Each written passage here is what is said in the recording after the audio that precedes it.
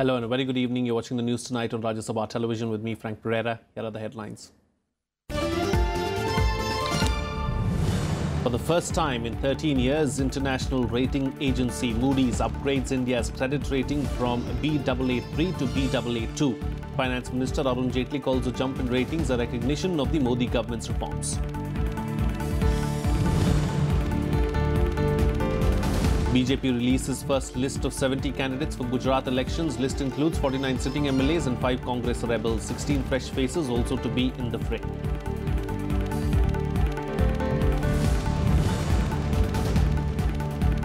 National Green Tribunal lifts its ban on construction activities in Delhi NCR, asks neighbouring states to submit action plan to curb pollution within 2 weeks.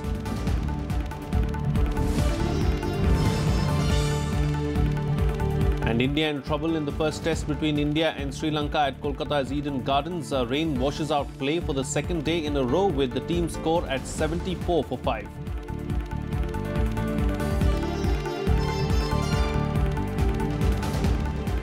Well, international rating agencies upgraded India's credit rating from Baa3 to Baa2. The agency has also changed India's outlook from positive to stable. Finance Minister Arun Jaitley welcomed the jump in ratings, calling it a recognition of the Modi government's reforms. After close to 13 years, the US-based rating agency Moody's has upgraded India's sovereign credit rating Baa2 from the earlier Baa3. Taking note of the reforms by Prime Minister Narendra Modi, the agency changed India's outlook to stable from positive. It said that economic and institutional reforms will foster substantial growth and help stabilize rising levels of debt. Praising the goods and service tax regime and demonetization, it said that these reforms will promote productivity by removing barriers in interstate trade, improvements to the monetary policy framework, measures to address the overhang of non-performing loans in the banking system, and those like demonetization, the Aadhaar system of biometric accounts, and targeted delivery of benefits through the direct benefit transfer system are intended to reduce informality in the economy. Responding to the statement, Finance Minister Arun Jaitley said the jump in ratings is a belated recognition of reforms in the last few years. He also pledged to continue the reforms while maintaining fiscal discipline. Obviously, it is a recognition and an endorsement of the reform process which has gone on in India, particularly in the last 3 to 4 years, where a number of structural reforms have taken place. Policy panel Niti Aayog said the new rating will reinstill confidence of foreign investors in Indian economy. Chief Economic Advisor in the Finance Ministry, Arvind Subramanian, said the new rating was long overdue. He also hoped other agencies will follow suit. I think we also need to keep all these things in perspective. I think the government is going to do what it has to do on the domestic front, employment growth, economic growth, reviving investment and so on. And as for what the other investment ratings agencies will do, I had said that the rating agencies were not being consistent between India and China. Let's hope they're not inconsistent amongst each other. Moody's is expecting India's GDP growth to moderate to 6.7% in the fiscal year ending in March 2018 and improve further to 7.5% in the next fiscal. It also said that in the long term, India's growth potential is significantly higher than most of the Baa rated nations. Bureau Report, Rajya Sabha TV.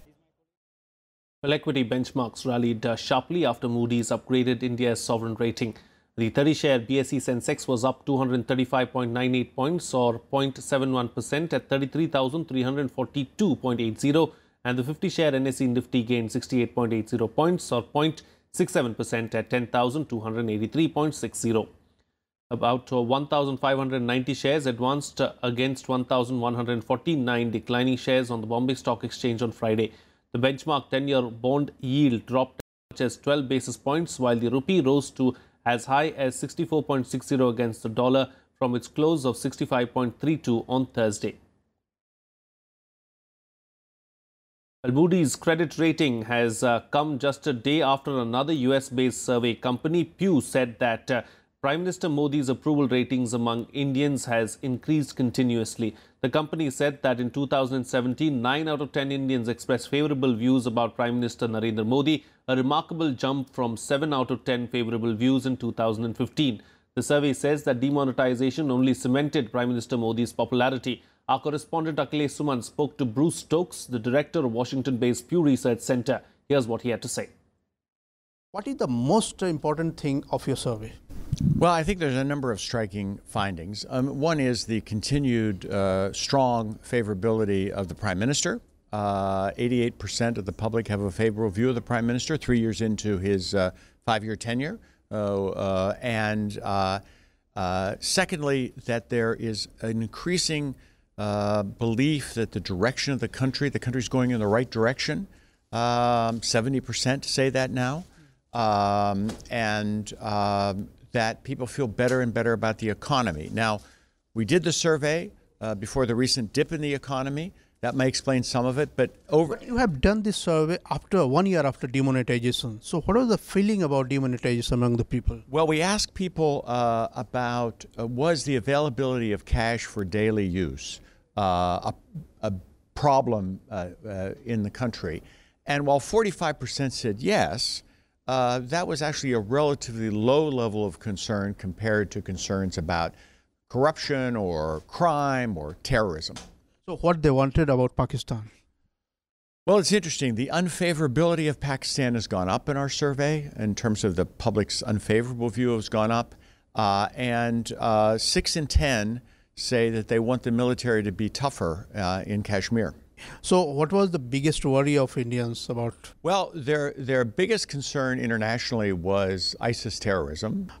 You think that this survey was enough because people are saying that sample size was very small?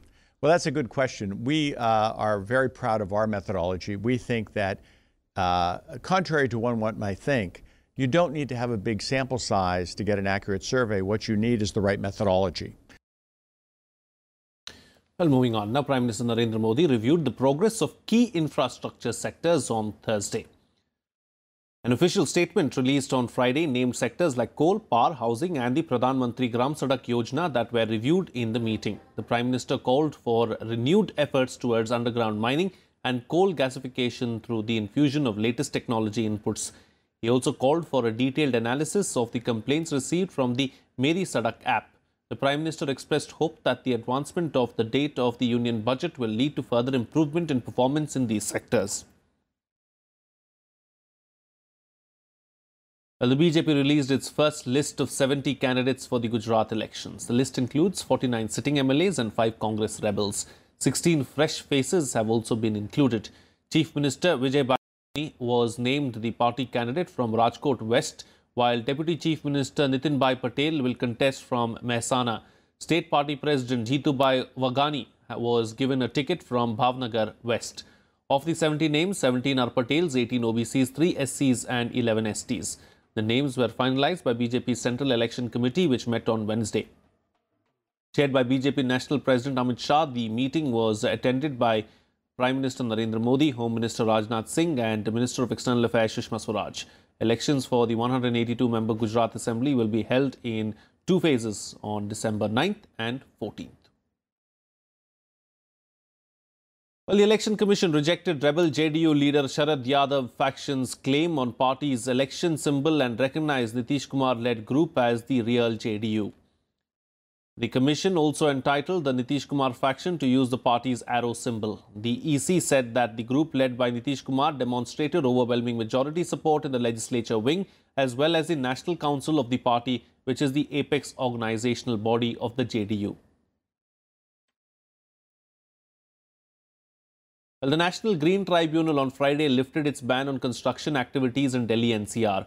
It also directed Delhi government to ensure that only CNG vehicles will get exemption stickers in the odd-even scheme whenever it is applied. The NGT permitted trucks to enter Delhi while directing neighbouring states to submit an action plan on curbing pollution within 2 weeks. But the Green Panel refused to lift the ban on industrial activities causing pollution in the region. It also directed the Delhi government to make a policy to close schools whenever pollution levels are high.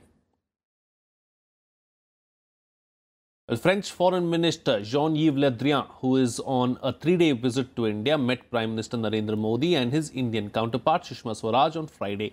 During their meeting, both foreign ministers expressed grave concern over growing terrorism and agreed to enhance counter-terror cooperation. They also vowed to increase cooperation in the Asia-Pacific region. The French minister's visit is seen as a precursor to the visit of French President Emmanuel Macron sometime early next year. External Affairs Minister Sushma Swaraj held extensive talks with French Foreign Minister Jean-Yves Le Drian. Cross-border terrorism was one of the major issues that was discussed. The leader appealed to other nations to oppose sheltering of terrorism.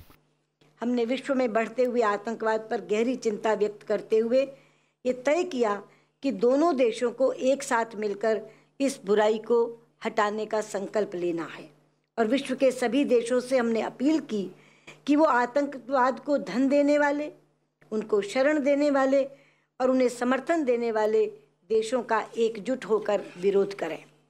Both countries decided to increase defense cooperation. They also agreed to cooperate in manufacturing and technology sectors. They'll also intensify the cooperation on climate change, especially at a time when the United States has pulled out of the Paris Agreement. Bharat France रक्षा सहयोग बहुत ही मजबूती से आगे बढ़ रहा है, जिसमें संस्थागत संपर्क, संयुक्त सैन्य अभ्यास, अधिग्रहण, प्रशिक्षण और रिसर्च एंड डेवलपमेंट शामिल हैं. हमारे बीच टेक्नोलॉजी एंड मैन्युफैक्चरिंग पार्टनरशिप को गहन बनाने और साथ ही Bharat France military logistics coordination को मजबूत करने की जरूरत पर भी सहमति हुई है. They wish that the state visit of President Macron coincides with the first summit of the International Solar Alliance here in Delhi. This is very positive and it will enable us to enhance the attractiveness of this international organization, which will play a very crucial role in helping developing countries to gain access to sustainable energy at lower costs. Both countries also decided to start work on the Jaitapur nuclear power plant as soon as possible. India and France will hold the first summit on International Solar Alliance. That is one of the major milestones of cooperation between the two countries.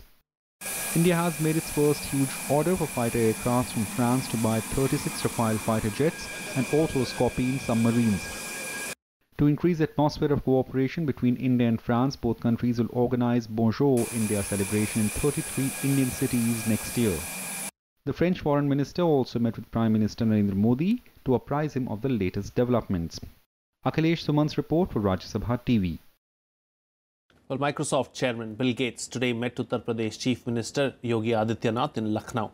The founder of the Bill Gates and Melinda Gates Foundation told the Chief Minister that he was already monitoring vector-borne diseases with Indian Council of Medical Research. The Uttar Pradesh Chief Minister briefed Gates about the state government's efforts to eliminate encephalitis and other vector-borne diseases. He also informed Gates that the UP government recently organized a program in which over 92 lakh children were vaccinated. The discussions also focused on the complete eradication of filariasis, on which the state government and the Gates Foundation have signed a 5-year MOU. Several state dignitaries were also present at the meeting.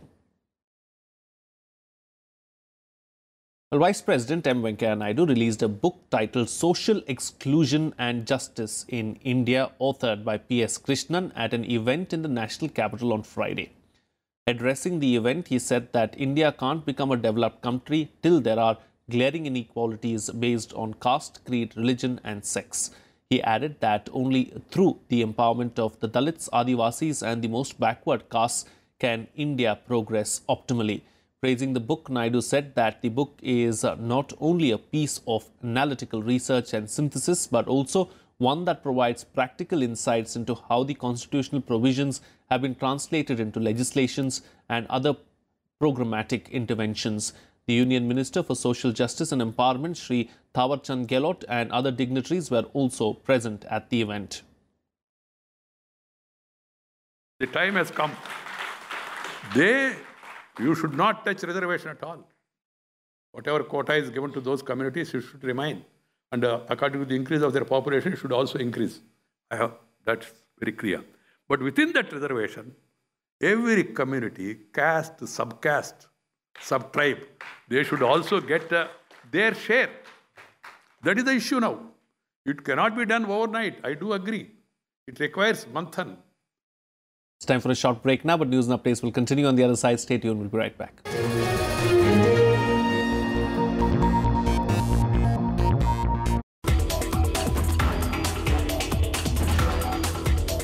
I think we safeguard India's biodiversity.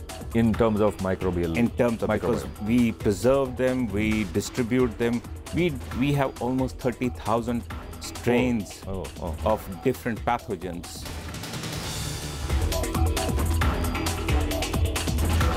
No drug in the last 45 years for treatment of tuberculosis.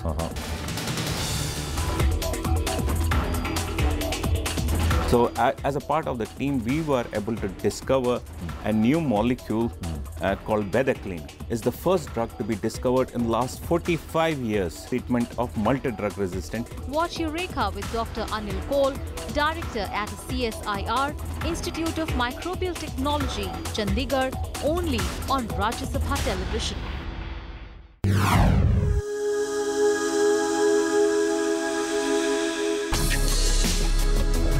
Tales that inspire. Stories of social change. A salute to diversity. Promoting public discourse. Events that motivate. Inspiring the innovative spirit. Watch Rajya Sabha television documentaries.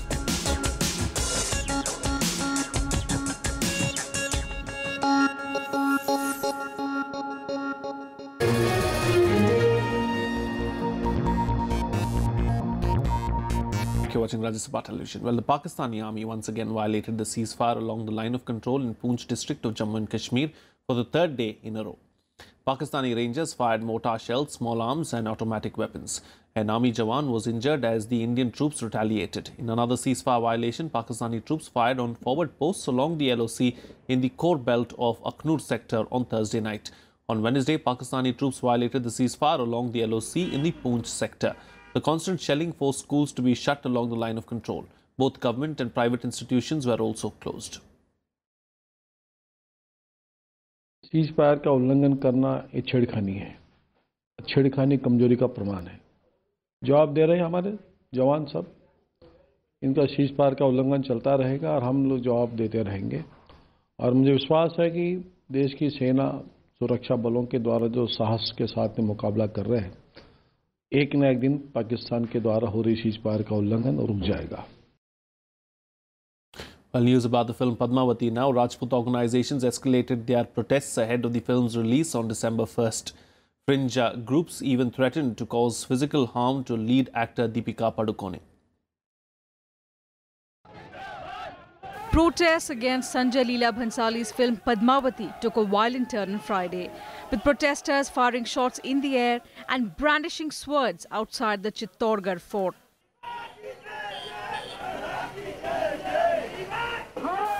Activists from different groups alleged that the film had insulted the 16,000 women from other castes who reportedly committed Johar during Alauddin Khilji's invasion. ये अनिश्चितकालीन धरना 7 दिन तक के लिए लागू किया था। आज हमने सरकार को अल्टीमेटम दिया था 16 तारीख तक वो कोई निर्णय करेंगे, लेकिन सरकार की तरफ से हमें एक भी कोई आश्वासन अभी तक आया नहीं है। उसी धरने के अंतर्गत आज हम लोग सब मिलकर पाटन पोल का फर्स्ट गेट हमने बंद किया है। Rajput organizations called for a nationwide ban on the 1st of December on the day of the film's release. Members of the film fraternity also urged protesters to watch the film before its release.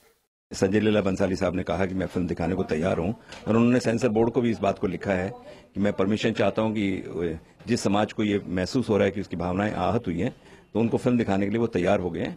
Actor Deepika Padukone was given special security after a Rajput fringe group threatened her with physical harm. Security has also been tightened outside director Sanjay Leela Bhansali's residence in Mumbai. Bureau Report, Rajya Sabha TV.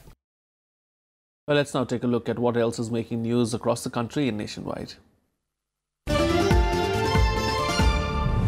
The National Green Tribunal refused to interfere with environment clearance granted to Andhra Pradesh capital Amravati. The panel formed 2 committees, a supervisory committee and an implementation committee to monitor work on the project site. It also asked the state government not to carry out any operation to clear the land falling in the project area without obtaining environmental clearances for the project. The Sri Lankan Navy today arrested 10 Tamil Nadu fishermen who were allegedly fishing near Neduntivu. The arrested fishermen will be lodged in a naval camp and produced in a court.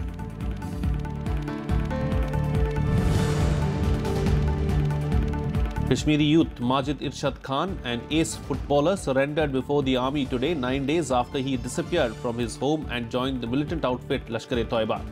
The return of Majid is seen as a victory for the government forces and the parents of Majid, who had made emotional appeals to the 20-year-old ace footballer to return home.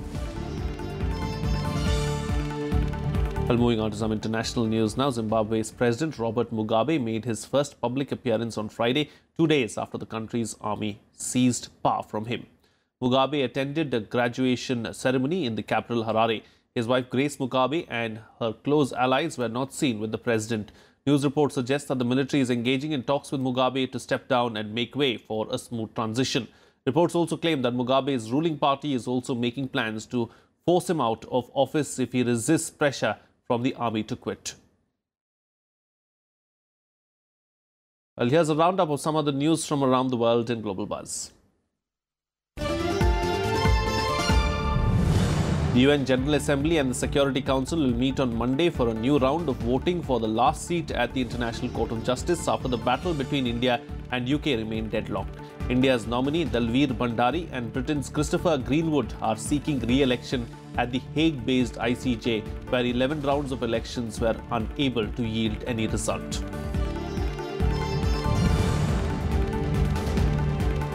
A Sri Lankan court summoned a Sri Lankan army commander over the disappearance of 24 Tamils who were arrested in 1996 during the internal conflict with the LTT.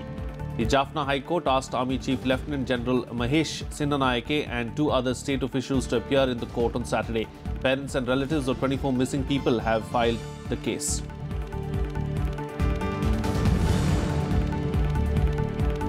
Airstrikes today targeted Islamic State positions in the eastern city of Al-Bukamal. The Syrian launched intense airstrikes on its supply routes that killed 6 IS militants and destroyed their weaponry. According to reports, IS militants were holding civilians as human shields.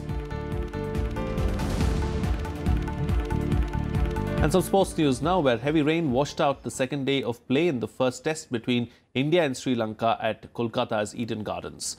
The first day saw India reeling at 17 for 3 at stumps. Day 2 proved to be no better for the hosts, who lost 2 more wickets. Lankans were right on top from the beginning, with Ajinkya Rahane and R. Ashwin scoring only 4 runs each before getting out. Dasun Shanaka took both wickets of Rahane and Ashwin. The pitch also favoured the bowlers as the visitors focused on line and length, giving no chance to the Indian batsmen to score runs. Cheteshwar Pujara displayed good defensive technique, picking only loose deliveries to score an unbeaten 47, taking India to 74 for 5. And here's some sports news in Sports Beat. Indian shuttler PV Sindhu entered the quarterfinals of the China Open Super Series badminton tournament. Second-seeded Sindhu defeated her Chinese opponent Yu Han 21-15, 21-13 in a 40-minute-long game. Sindhu is the lone Indian player in the tournament after Saina Nehwal and HS Pranoy crashed out in the second round.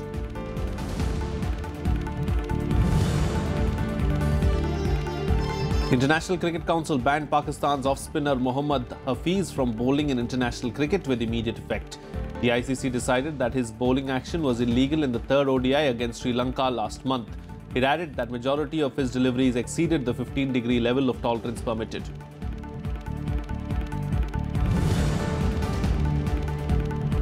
Jack Sock became the first American to reach the last 4 of the ATP finals in the last 10 years. Sock defeated world number 3 Alexander Zverev 6-4, 1-6, 6-4. In another match, Switzerland's Roger Federer defeated Croatia's Marin Cilic to post a perfect round-robin record for a 10th time.